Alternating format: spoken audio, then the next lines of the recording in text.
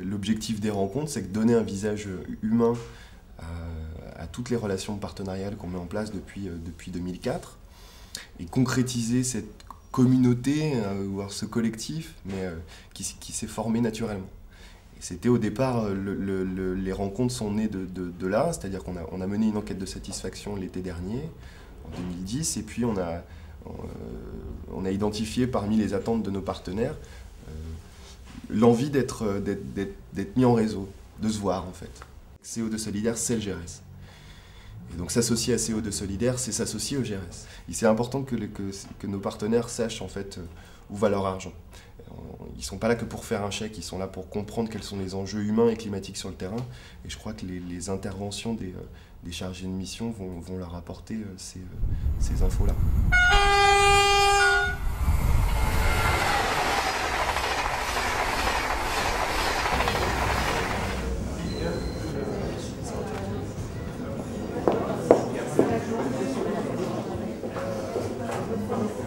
En fait, moi je suis donc chargé de production à Ushuaïa Voyage et en fait, comme on a un partenariat avec le CO2 Solidaire, et ben justement je viens voir comment se concrétise ce partenariat sur le terrain. Donc on vient voir les projets pour 2011 et 2012 du GRS, ça nous intéresse. L'idée c'était d'avoir un retour sur justement les projets qui sont financés grâce à la compensation qu'on a mis en place. On est membre de l'opération CO2 Solidaire, donc on est un voyagiste et donc depuis plus de 2 ans, on reverse donc notre compensation CO2 auprès de CO2 Solidaire. C'est l'heure. Alors installez-vous. Nous, on est entre les deux. On est entre une machine onusienne qui est très lourde, donc on a tous à un moment donné ou à un autre entendu parler, et puis la réalité du terrain qui est faite d'actions concrètes, qui ont un impact social, mais aussi environnemental, et donc d'économie de CO2. Et c'est là où on revient vers vous en vous proposant de la compensation, en vous proposant surtout aussi de la réduction. Et ça, je crois que ça va être l'objet de la présentation de la matinée. Je suis récente au GRS, récente sur ce poste, donc de responsable mission, responsable pays, Inde. L'axe principal de notre action, de nos programmes en Inde, donc c'est la dissémination de bâtiments bioclimatiques. Le contexte, donc, c'est un désert montagneux. La plupart des vallées se situent donc au moins à 2500 mètres d'altitude, voire plutôt au-dessus. Il est à 3500 mètres d'altitude. Ça donne déjà une idée du contexte difficile. Mais nous avons un avantage, enfin la population a un avantage, c'est 300 jours d'ensoleillement. Et c'est sur cette base-là, en fait, que les projets du GRS ont été développés dans cet environnement. On travaille avec 5 ONG locales. C'est un choix, c'est aussi parce qu'il y a des contraintes et c'est aussi pour pouvoir justement couvrir des zones très étendues.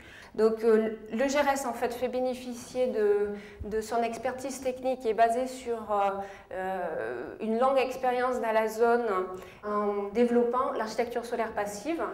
Le GRS a réalisé une étude il y a 2 ans sur les impacts du changement climatique dans la région et c'est la première étude qui a été publiée pour cette région-là. Basée sur les résultats en fait, de cette étude, nous avons choisi d'approfondir une des solutions phares sur lesquelles nous travaillons aujourd'hui, à savoir les glaciers artificiels, donc, qui est une technologie qui existait sur place, mais sur laquelle nous travaillons en collaboration étroite avec l'ONG locale pour vraiment analyser et améliorer cette technologie et notamment travailler également à une appropriation et peut-être une dissémination de cette solution-là face au changement climatique. Je ne suis pas du tout énergéticien, même si c'est la porte d'entrée du GRS. Voilà, moi je suis plutôt un généraliste de l'environnement, le développement local. Et voilà, j'ai découvert le GRS depuis le Maroc. Et donc la biomasse, qui est la première ressource énergétique du pays, reste très utilisée en milieu rural par les ménages pour leurs différents postes de cuisson, de chauffage au quotidien, mais également en milieu urbain, comme on va le voir, à travers des fours de quartier. La porte d'entrée au Maroc et en général du GRS sur ces questions de biomasse énergie, la porte d'entrée c'est des équipements, plutôt un corps de métier techniciste, proposer des équipements performants et à travailler sur les filières de diffusion. Très rapidement, au Maroc, on s'est dit qu'il faut absolument coupler les deux aspects. Réduire la demande, c'est important. Pérenniser l'offre, c'est fondamental. Le four à gaz, on y travaille depuis quelques années maintenant. On est sur l'équipement que vous voyez là a été diffusé sur une phase pilote à 35 exemplaires. On y a introduit de l'inox. On a travaillé sur l'isolation, on a travaillé sur la combustion du gaz, qui est quelque chose de très sensible, hein, on le sait, très normalisé en Europe, en France. En haut à gauche, vous avez un four, donc le four de Médina, un four de quartier qu'on retrouve en ville, qu'on introduit dans des contextes de villages concentrés, en mettant en place un système commercial. C'est-à-dire que c'est une famille gérante, là dans le cas précis, qui a été identifiée par la communauté locale, qu'on a formée en ville et qu'on fait revenir ensuite dans le village en fixant avec la population les conditions de ce service. Donc le prix de la cuisson, les horaires d'ouverture, etc., etc. Donc on crée petit à petit un métier de boulanger dans le village. Comment faire connaître les solutions une fois qu'elles sont validées, poser un cadre d'intervention qui soit cohérent et qui maintienne de façon la plus systématique possible ces deux axes, approvisionnement et réduction de la consommation, et réfléchir à la façon dont on adapte ces équipements et cette approche dans des contextes au Maroc qui sont extrêmement variés d'une région à l'autre. Quelle technologie on dissémine dans la province de Bamiyan? On dissémine une seule des technologies qui est utilisée au Ladakh, c'est-à-dire la serre solaire. Donc c'est une structure bois qui est attachée à la façade sud des habitations, sur laquelle on couvre la structure bois avec une bâche en plastique. Et ensuite, la chaleur créée par le soleil sous cette serre est transmise à l'intérieur des habitations au travers des fenêtres. On observe également une réduction des maladies liées au froid et à la fumée. On marque une diminution par 2 des dépenses des ménages pour les médicaments et autres soins hospitaliers.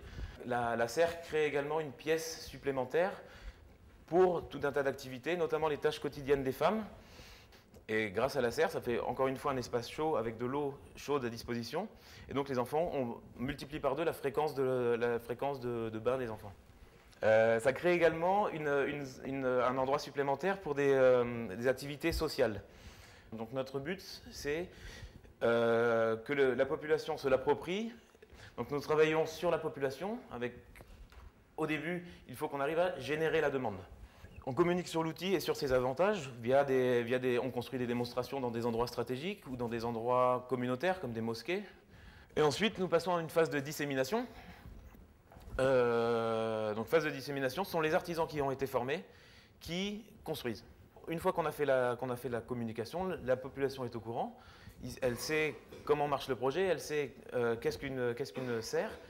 Et donc, ce sont aux artisans d'être actifs et d'aller à la rencontre des gens pour leur proposer leurs services. De la même manière, sur l'isolation du toit, on a conçu 4 techniques d'isolation locales. On a formé les 45 artisans qui eux construisent des vérandas. On les a formés à l'isolation.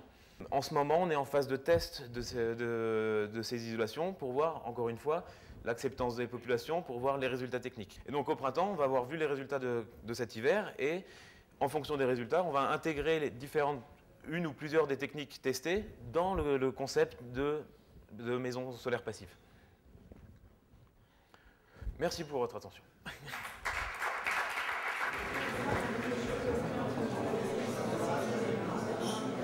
Donc on travaille d'abord sur le renforcement des compétences des femmes sur ces aspects-là déjà. Donc c'est un travail qui est assez long.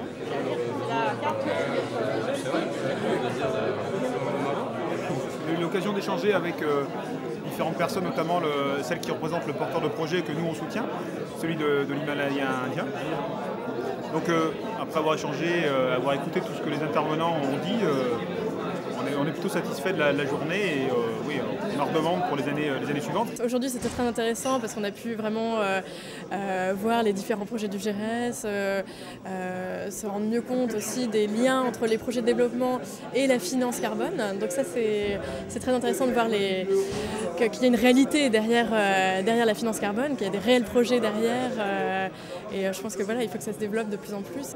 On a trouvé ça très concret, on est agence de voyage, donc ça va nous permettre de communiquer auprès de nos clients aussi sur l'intérêt de ce genre de collaboration. Donc c'était vraiment très intéressant et on a beaucoup appris là, pendant cette matinée. On reviendra avec plaisir l'année prochaine s'il y a une deuxième rencontre de CO2 solidaire.